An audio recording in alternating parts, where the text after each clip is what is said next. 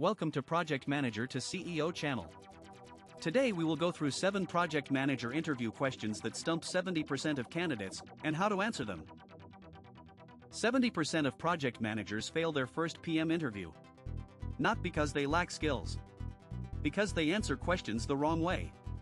Interviewers look for structure, ownership, and real examples.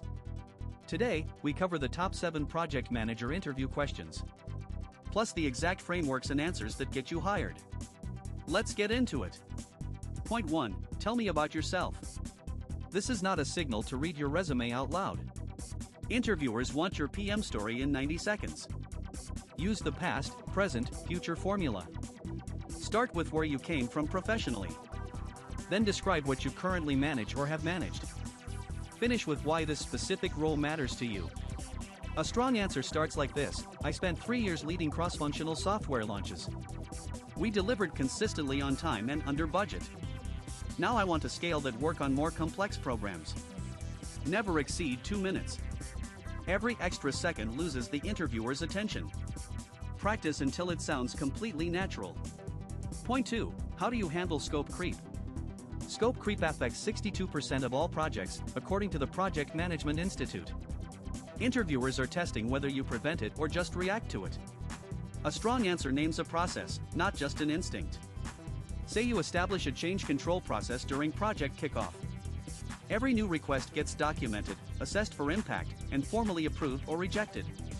Then back it with a real example. Mid-sprint, a client added 5 new features without warning. I immediately quantified the timeline and cost impact. We sat down, reprioritized together, and protected the original deadline. That answer shows structure, assertiveness, and business awareness. All 3 matter to hiring managers. Point 3. How do you prioritize tasks under pressure? This question separates strong PMs from overwhelmed ones. Weak answers say make a list and handle the most urgent first. Strong answers name a framework. Use Moscow prioritization: must have, should have, could have, won't have. Or use the Eisenhower matrix to separate urgency from importance. Then say you validate priorities with your stakeholders before locking them in. Each Monday, I ran a 15-minute priority sync with the project sponsor. It kept everyone aligned and prevented last-minute course corrections. Frameworks signal that you manage complexity with intention. That is what senior roles demand. Point 4. Describe a project that failed. This question is a trap disguised as an opportunity. Interviewers are not looking for a flawless record. They want accountability and growth. Never blame your team, client, or external circumstances alone. Own your role in what went wrong. Use the STAR format: situation, task, action, result. Walk them through what happened, what you specifically did, and what you changed afterward. We severely underestimated accumulated technical debt. I did not escalate the risk early enough. After that, I built a structured risk log and weekly risk reviews into every kickoff I ran. Failure answered with growth earns trust instantly. Point 5. How do you manage difficult stakeholders? Over 90% of a PM's job is communication. Yet most candidates treat this as a soft question and give soft answers. Interviewers want emotional intelligence backed by real process. Say you start stakeholder mapping at the beginning of every project. Track who has high influence and high interest, and engage them most frequently. When conflict arises, listen fully before responding. Then anchor the conversation back to shared project goals. A senior VP demanded daily status updates. I negotiated a structured Friday report with clear metrics. It saved our team hours every week and kept them fully informed. Proactive communication prevents political fires before they start.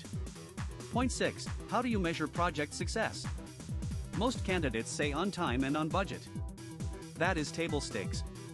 Interviewers at strong companies want you to go beyond delivery metrics. They want to hear about business value. Mention KPIs. Tie to outcomes, revenue impact, adoption rate, customer satisfaction, or operational efficiency gains. And say you define success metrics before the project starts, not after it ends. We completed a platform migration on schedule. But our real success metric was a 42% reduction in customer support tickets within 60 days of launch.